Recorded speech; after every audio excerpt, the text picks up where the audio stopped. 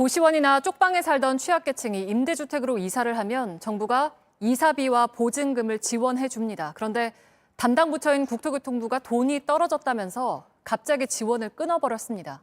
이 사실을 모르고 이사한 세입자도 있습니다. 서효정 기자가 취재했습니다.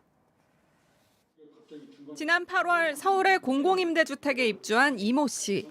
1년 가까이 방문도 다 열리지 않는 고시원에서 살았습니다. 이사할 돈조차 부담스러웠지만 이사비와 보증금을 지원해준다는 정부의 말에 옮기기로 결심했습니다. 서류가 다 있어요.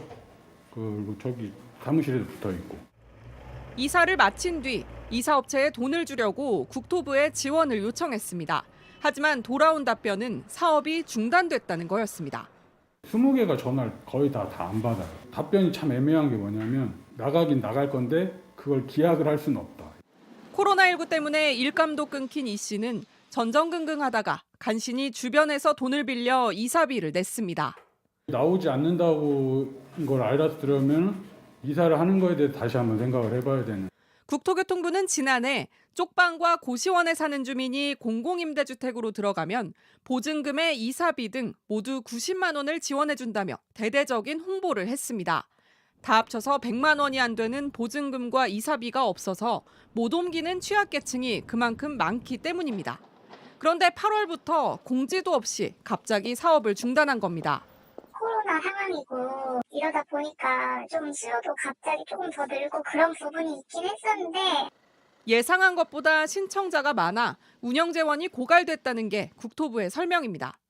국토부는 LH나 주택도시보증공사 같은 공공기관에서 자발적으로 약 5억 원씩 기금을 받아 사업을 운영했습니다.